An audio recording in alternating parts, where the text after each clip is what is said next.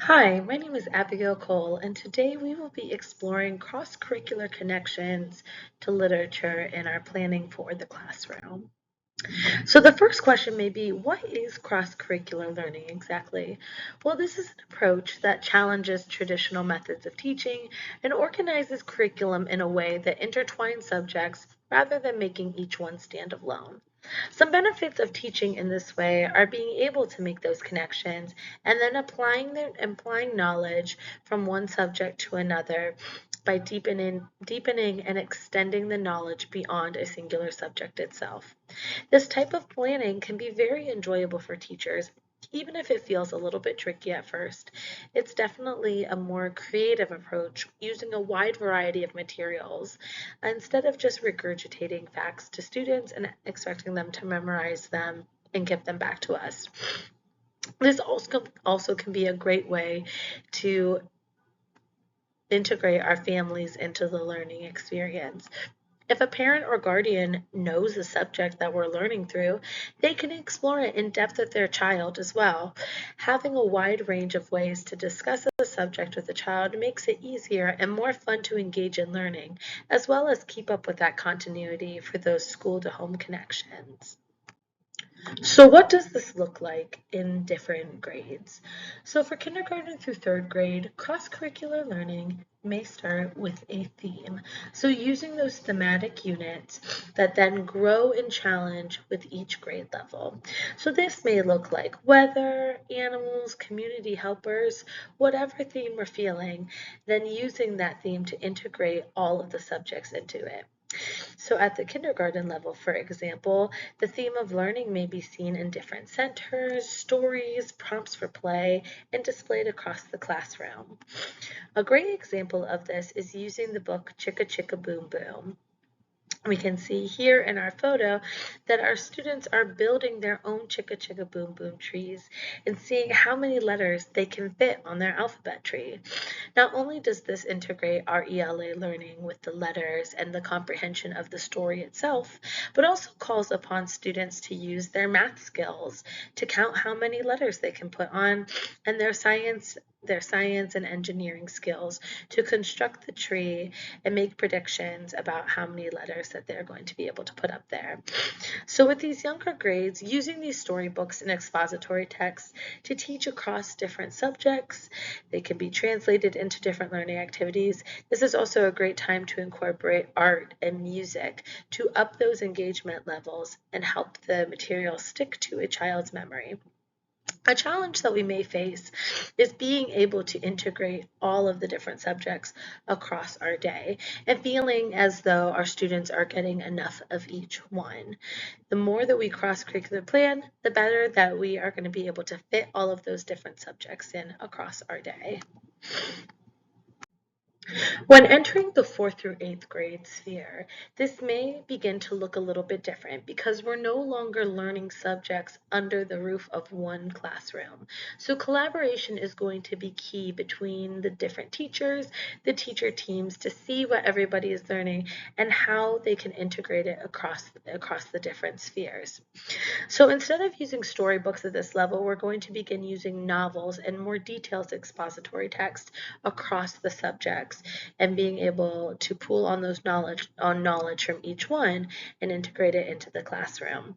This is also a great time to allow students to use technology to promote their independent researching skills, both independently and in group projects for that collaboration efforts. And finally, that project-based learning that asks students to use their abstract thinking skills to pull from their different subjects and bring it all into one project about an overarching theme of a book or a story. The use of literature, as well as possessing strong reading and writing skills, are going to be essential across all of the subjects. As we can see in this slide, every subject incorporates literature or reading and writing in some way, shape, or form. There's a plethora of examples. It truly is important for every subject and is the ultimate tool to use when trying to use cross-curricular learning. We can also still adhere to our reading standards. Like I said, literature is the ultimate tool in this type of planning. So being able to encourage that close reading and analysis of chosen texts, as well as developing a student's vocabulary and comprehension skills, falling into some examples of different Ohio learning standards. Teachers may also say, but Abby, I have a wide variety of learners in my classrooms. No two of my learners are the same. How am I possibly going to be able to do this for different abilities? Am I going to have the time? Am I going to be able to do it? Like I said, literature is a powerful tool to help in these differentiating efforts. Some ways to do this in the classroom are first to provide different levels of text for various reading levels. This may be entirely different books for different subjects, guided notes or bolded words with pronunciations or definitions to enhance understanding. This can be seen in our example below, where a teacher has created a theme on recycling display with a variety of books for students to choose from. In that as well, we can also allow for student choice by having a diverse library for students to choose their books from, and allowing them as also to choose what projects they do to demonstrate their understanding. This can be great for older learners who have more abstract thinking skills and work a little bit more independently. Finally, having a healthy mix of small and large group instruction methods.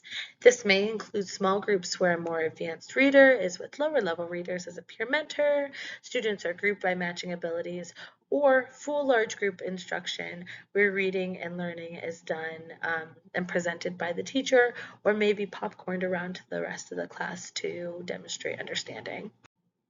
And finally, we're on to the fun part. What lessons can we create with this type of learning? For our K through 3 cross-curricular lesson, I am going to use the example with our book, Not a Box. All kinds of lessons can be used from this very, very simple text. The subjects that we can include ELA with reading and comprehending the story, creating larger ideas for what our box is used for, as well as vocabulary for things like traditional, imaginary.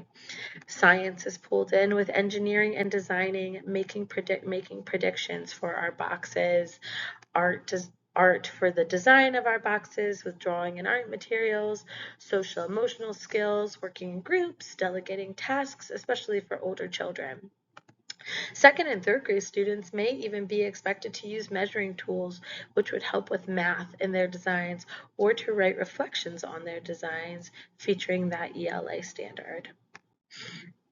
As we move into 4th through 8th grade, I am using the example of the book Holes by Louis Sikar. We can integrate our project-based learning here heavily and give those students a choice in which projects they're going to complete to call upon different styles of writing skills and learning skills. Some examples of this below include t-shirt book reports, a playlist which they can create a playlist of songs that represent the characters, the plot, the setting, the theme, mixing music into their learning, or designing a comic strip which could retell a significant scene in the book, giving the students a chance to work on creating dialogue through ELA, as well as using their art abilities to draw and to design their own comic strip. This can also be integrated in through social studies, which in the social studies realm can touch on racism, Jim Crow, and the life of Americans in the early 1900s for when there are those flashbacks throughout the book. This can be to inform students just on the lives of Americans at this time, or can even be used as a compare and contrast the life of Americans now. I hope that everybody was able to take something away from our cross-curricular planning demonstration, and hopefully you guys will be able to use this to create some excellent lessons yourself. Thank you and have a wonderful day.